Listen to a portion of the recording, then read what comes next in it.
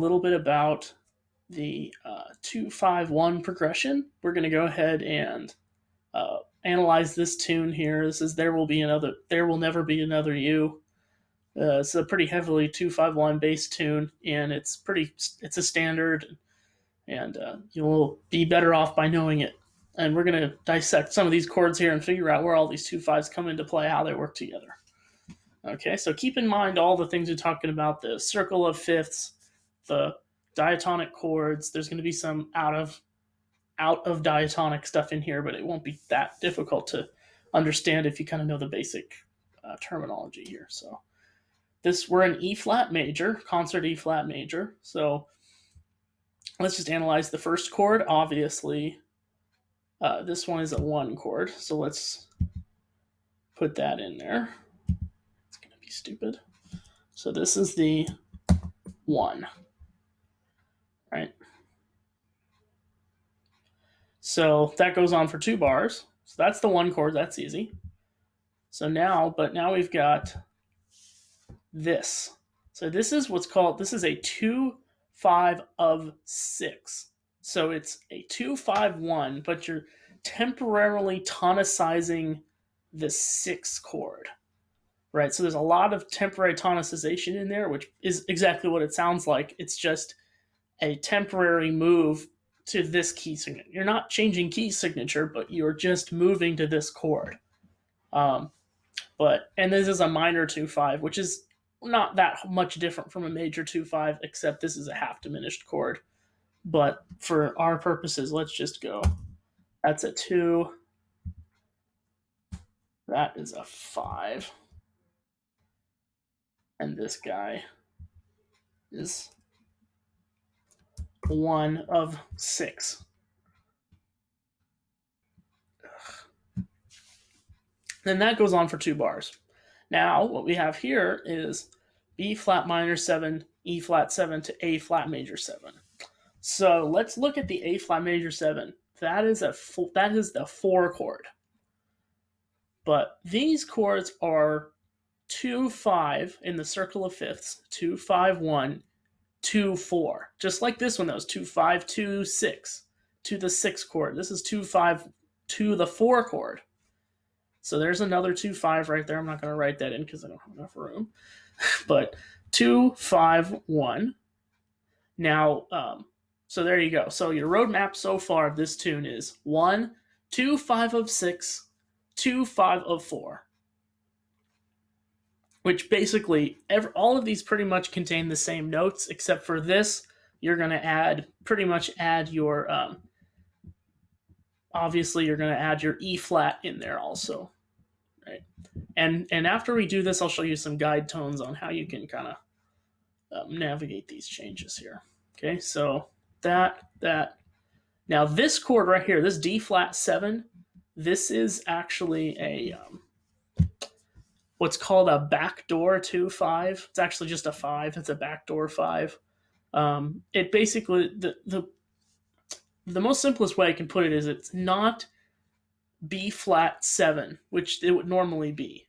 It's not, but it has enough similar notes in it that it voice leads the same way. It just has a darker sound. It's almost like B flat 7 altered, like an altered 5th, or an altered 3rd, an altered 7th, and all that, but it still retains, altered whatever, but it still retains the 7th chord qualities. So it's the same sort of voice leading as that. So just I would treat that like a 5 chord for now. There's some other complicated things you can do, but basically treat that as a 5 chord. So that's 5 to 1. Let's just put that in there. That's 5. That's 1. Okay. Now let's see here. So now on bar 13, we land on an F7, right? So we're kind of temporarily sort of tonicizing B flat, but we never actually get there. So this is kind of a 2-5 of 5, sort of. Excuse me. So that's 2-5 of B flat, but you kind of don't get there because then you just get to a normal 2-5-1 in the tonic of E flat. So that's pretty easy. Again, there's some guide tones in here that are pretty important. A natural being one of them, because obviously in E flat major you're playing A flats, but in here you have to play an A natural because there's an F7 right there. Unless you want to go sharp 9, but don't. That's not really correct. So then 2, 5, 1, 2, E flat. So then you have E flat major 7 for 2 bars. And then same thing here, 2, 5 of 6. There's the 6. Same thing here, 2, 5 of 4. Backdoor 1, so basically 5, 1 again. And here is where it kind of gets a little confusing. This is basically a giant turnaround. What a turnaround is basically 3, 6, 2, 5, 1. Where you have the 3 chord, the 6 chord, the 2 chord, the 5 chord, and the 1 chord. Now, what's the difference between a third and a sixth? The 3 chord and a 6 chord. A fourth, but a fifth. It's the circle of fifths. It's the same thing, right? It's 3, 6, 2, 5, 1 instead of just 2, 5, 1. Let's see if I still have it. I think I still have that guy in here. See? 3, 6, 2, 5, 1. Let's look at this guy. If we're in E flat, so right here, 3, 6, 2, no, other way. 3, 6, 2, 5, 1. The third of E flat is G. 6 is C. 2 is F. 5 is B flat and E flat. 3, 6, 2, 5, 1. So that's basically what's going on in the last bar. So you have, but they're 2 5s in temporary. They're all temporarily tonicizing certain seventh chords, right? So you've got this descending motion: D7, C7, B flat 7, and then E flat 7 again. Right? 3, 6, 2, 5. So that's basically the roadmap for this tune. So let's go over it one more time. You got 1, 2, 5 of 6, 2, 5 of 4, 5, 1 in tonic, and then 2, 5 of imaginary 5, and then 2, 5, 1 in E flat, and then kind of basically do it over again. 2, 5 of 6, 2, 5 of 4, 5, 1, and then 3, 6, 3, 6, 3, 6, 2, 5, 1. That's pretty much the tune. It's pretty simple. It's not really that crazy difficult, and if you have a good ear, you can hear it. You can hear all those changes. They're pretty clear. So let me now I want to go over some other things about, like, if you were gonna solo over this tune, what would you do? How would you figure it out? So a really important thing to know when you're soloing is guide tones. And what guide tones are essentially notes that are in common with each other, that you can use to tie the two notes to do 2 chords together. Or also you could think of it as, notes that you would play that define that you're knowing where the chords are. Right? So E flat major 7, obviously you can just play E flat major scale over this. Right? But then when you get to here, there's something different you're going to need to do. And that is going to be playing G naturals here. Instead of, see how that, or not G naturals, B naturals. See how this is a B flat? We have a B flat in the key signature. But you want to be playing B natural right here. Because, again, well, G7, there's a B natural in the G7, and then that is the leading tone into C minor 7, the 6th chord. So it's similar enough to a 2-5 and just the tonic key, but if you play that, that's going to really set you make the audience feel like, oh, okay, that's 2/5 of 6, or that's following the chords, right? So those are really important guide tones right there, and I would just play everything normally except for that. Make sure you emphasize that B natural, right? Which would resolve itself to C. So now you play C minor 7, which is the same as E flat major 7. Play E flat major scale or C minor scale or whatever. Don't play Dorian here. Don't play Dorian minor. Play natural minor, because it's kind of implied that this is the 6th chord of this, and so it's going to sound funky. Then you have our 2/5/04, and remember I was talking about that E flat? You're going to want to emphasize that E flat. That's your guide tone for this right here, E flat. Or no, D. Yeah, D flat, not E flat, sorry. The D flat. Because the D flat is that the 7th of this 7th chord that is resolved down to the 3rd. Remember when I was talking about those guide tones just in the normal 2/5, right? That's how you can use that here. So you have D flat to, again, to C natural. So you really don't have to do a whole lot. Just go to C natural. And that's going to make it clear that that's what's going on here. Here you can play B flat into B flat. That's probably a good idea right there. And then for this, C minor 7, F7 to basically a B flat 7. It kind of ends up going here, sort of. An imaginary, B flat 7. But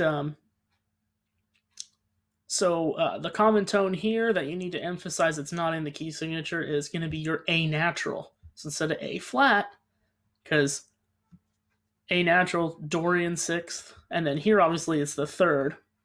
That's going to really emphasize that major quality that it would normally be a minor chord in the key, right? F is a minor in E flat, but not here. It's a temporary tonicization again. And then here, obviously you would want to follow the same guide tone rules as a normal 2/5, but this is a 2/5 in the key signature, so we come back to the key signature. So you could play, A flats, resolve down to G, not F, G. There you go. And so these two measures, or these bars in here, are the same. Right, we got the same kind of movement going on there. So let's just work on the last 8 bars, or actually the last 5 bars. So same thing here, here, here. And then when we come here, whoa, we've got something really, really different. This is a good opportunity to emphasize F sharp. Because, and well, a lot of things, but mostly F sharp. I would play F sharp over this because, again, Dorian 6th, 3rd, that's a pretty strong sound for this for a 2/5.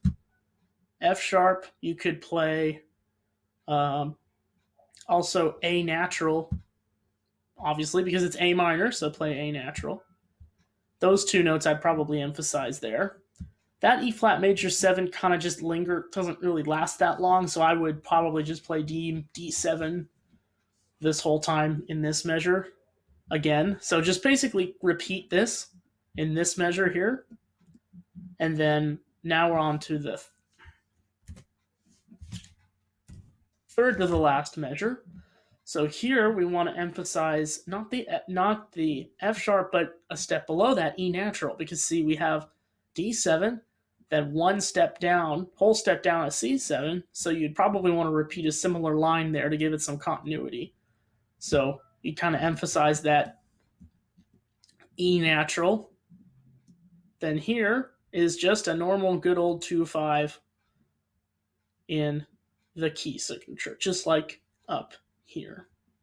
So let me look at my actual real book sheet for this tune, and I will kind of show you what I mean a little bit. And so now I'm going to show you guys a little bit of what I mean and demonstrate a little bit for you. So I've got this transposed into my key of F. concert E flat is F on tenor, saxophone, trumpet, any B flat instrument. So I'm gonna kind of I improvise. I'm gonna play the head, and then I'm gonna improvise a little bit using kind of these simple guide tone lines, so you can kind of hear what they sound like. And I've got my backing track all queued up and ready to go. So without further ado, let's we'll get this crap show on the road here.